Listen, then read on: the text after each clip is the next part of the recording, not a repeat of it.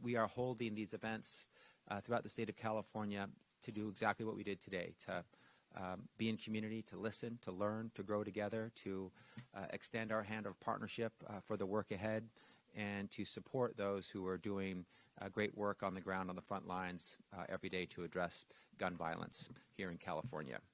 And I want to acknowledge and thank everyone who was a part of our event here at the outset, including our whole Office of Gun Violence Prevention team, including Ari Freilich, our director.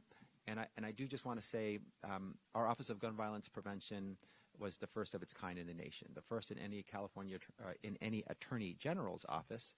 It was the first here in California. We're proud of that. We think that others could benefit from having a committed team and set of resources working on gun violence prevention, and excited that we were one of the first out of the box to get it going. The White House has also, since we started ours, created theirs, and that is all good momentum and good progress. I also want to say thank you to my whole team at the Office of Community Awareness, Response, and Engagement, our CARE team. The work they do is going out into communities, talking to other leaders, hearing about the challenges, the anxiety, the trauma, and also co-creating solutions with them. And so today was another example of our team at the DOJ coming together with community leaders to make a common commitment to solving the problems that we share. Also want to say thank you to the CEO of First 5 Santa Clara County, where we are today, Jennifer Cloyd, for hosting us and for the important work that you do for our youth every day. Finally, I want to welcome a few individuals who are up here with me, and you will hear from directly shortly, the founder of New Hope for Youth, Philip Rodriguez. We also have Associate Director and co-founder of RISE, Kanwar Paul, Dhaliwal, as well as founder of United Players, Rudy Corpuz.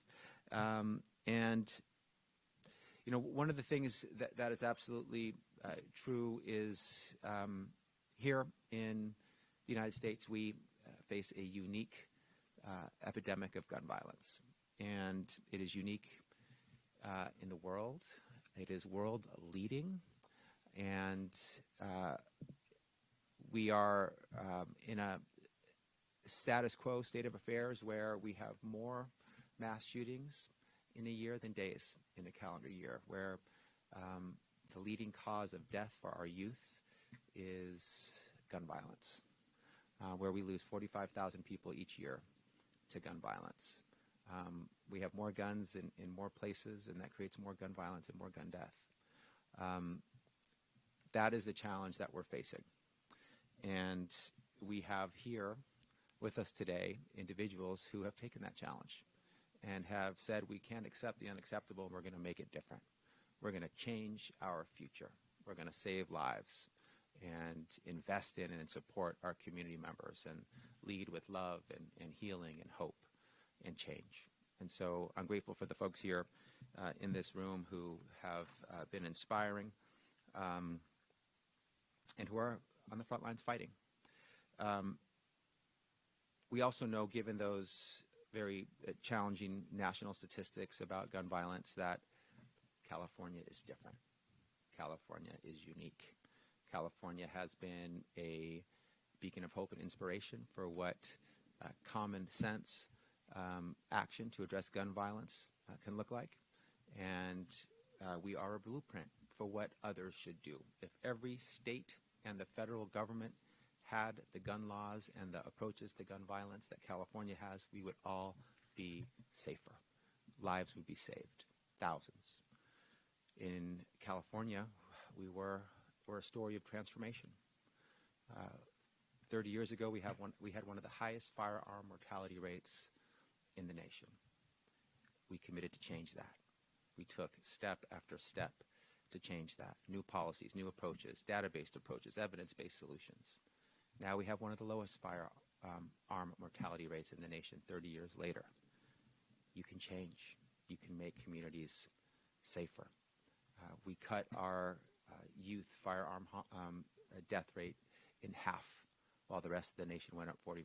Our current firearm mortality rate is 40% less than the rest of the nation. If over the last decade the firearm mortality rate in California matched the rest of the nation, there would be 140,000 more Americans alive today if our policies were followed. So we're proud of where we are. We know there's more to do. We're not satisfied until no one dies from gun violence. We will continue to work and continue to push. And we need to speak the truth about the challenge. You can't fix the problem until you face the problem. And in this room are people who are confronting this problem every day and are intervening and healing and preventing gun violence from happening in the first place, where we have impacted individuals with lived experience who are creating more peace and creating more healing and having folks in life circumstances like they were once in put down their guns. That is important work. And we are grateful that California has recognized that work. We have a new bill going into, a new law going into effect, a firearm industry excise tax that will fund the work of folks in this room who do violence intervention work to the tune of over $1 billion over the next 10 years, who will help them touch more lives and scale their work and greaten or maximize their impact. So our Office of Gun Violence Prevention is very focused on violence intervention programs like those that are being implemented by the folks in this room. We also really lean into tools that work, like gun violence restraining orders, like the removal of guns from the hands of those who've been prohibited from having them under the law as soon as possible from the time of their prohibition. And we will continue to lead with common sense, evidence-based approaches to save lives. We're all in this together, and we all have our own personal experiences. I know many of you in this room, if you're like me, when you go to the movies, you're scanning for the nearest exit and making sure you have a plan in your head for when the firing starts. We don't have to live like that. It is a national trauma, and the people in this room refuse to continue to accept the unacceptable and are committed to the healing and to the work ahead. So I'm grateful to them for helping us be better leaders at the California DOJ. Our work is together. We are partners. We share the same mission. We share the same goals. We want the same things for the communities, all communities in California, who deserve to be safe, who deserve investment, who deserve to be seen and valued, and for their government to invest in them. So we're going to continue the work ahead. I'm proud to be here with all of you today, and it's my pleasure to hand it off to the founder of New Hope for Youth, Philip Rodriguez.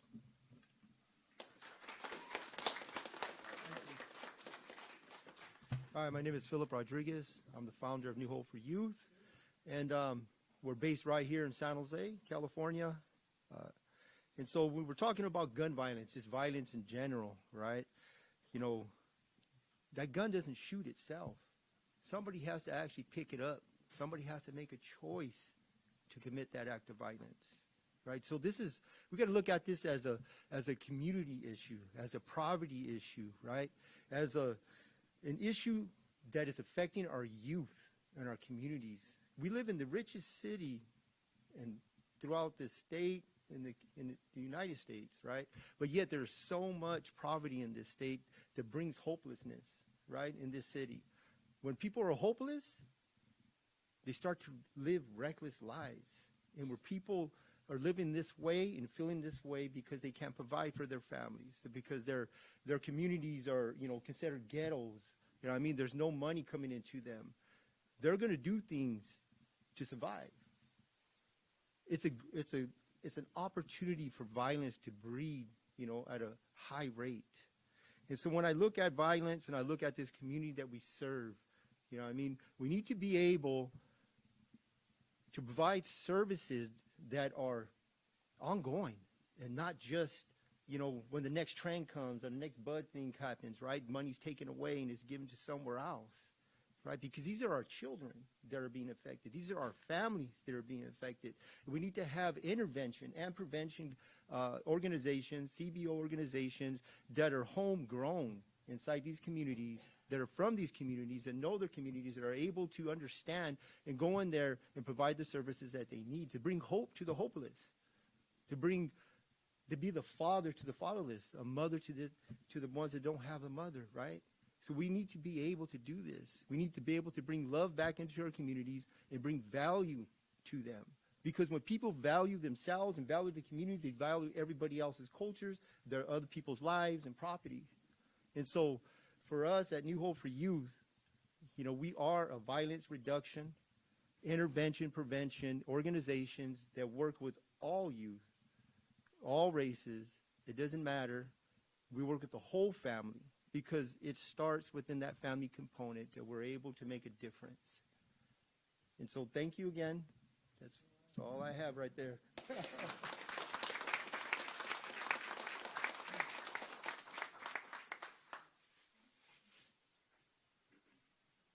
Come on closer, everybody. Good morning or afternoon, wherever we are. We're here. It's the perfect place to be. My name is Kanwarpal Dhaliwal. I use she, her pronouns. I'm the Associate Director and co-founder of the Rise Youth Center in Richmond. I'm really fortunate to be here with my community, my kin, just looking at this room and feeling the power and the love and the insistence on justice for our communities. I think it's important to share that I've never directly experienced gun violence. And so this lack of experience directly informs my responsibility to follow the lead and support those who have had direct experience. So many of you in this room, so many of our young people, our staff. And this is also the responsibility of our systems. RISE was born from Black and Brown and Indigenous young people catalyzing their grief and pain into organizing and advocacy, creating affirming spaces to heal, to connect with each other, to build cross-racial solidarity, to build power, to transform the systemic violence that leads to gun violence. Within and across all our programs and services, including our hospital-linked violence intervention program, RISE cultivates loving and healing relationships to build loving and healing power, to build loving and healing systems we all deserve. Through movement, art, food, culture, political education, direct supports, crisis response, advocacy, organizing, and power building. Young people in our community live, struggle, dream, die, succeed in the context of atmospheric distress. That is, they navigate all aspects of their lives under persistent threat, disregard, and exploitation from the institutions, systems, and agencies responsible for their well-being. Young people understand that the conditions of gun violence in our city is directly connected to the conditions and weapons of violence that kill and harm our kin in occupied territories here on Turtle Island and across the globe. Young people have shared over and over again that they are more than a metric of risk, disease, and delinquents. And they know that systems and adults unjustly correlate their injury to their culpability. A child who has been shot should not have to have a police report number to access the resources and services that rightfully belong to them and their families and their communities.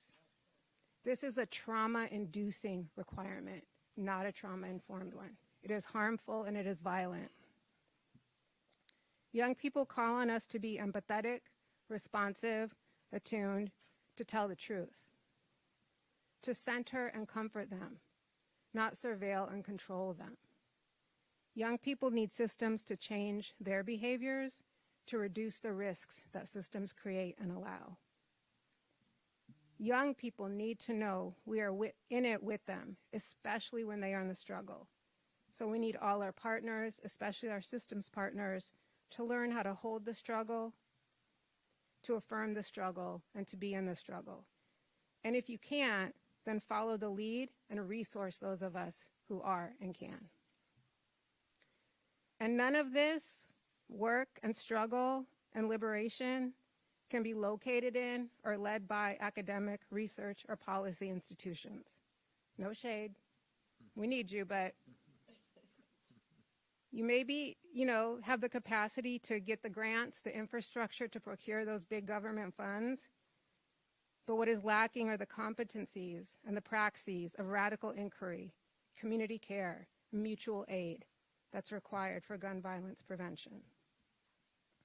Prevention is taking care of who and what is proximate, so that together we can take on and take down what is systemically used against us. So we think, and we call on the Office of Gun Violence Prevention and our Attorney General and the DOJ and all the adjacent institutions to do the work to undo the systemic harms that create the conditions of gun violence. Don't do it alone. We're here to guide, direct, support, and course correct.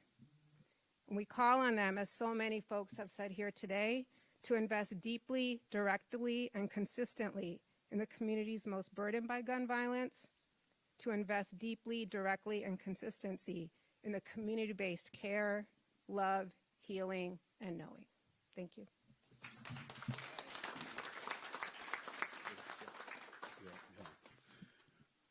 There's more guns in this country than there's people in this country. Like for one person, there's 3 guns. I want to speak to your heart and let you know that we are living in a crisis. It's an epidemic going on.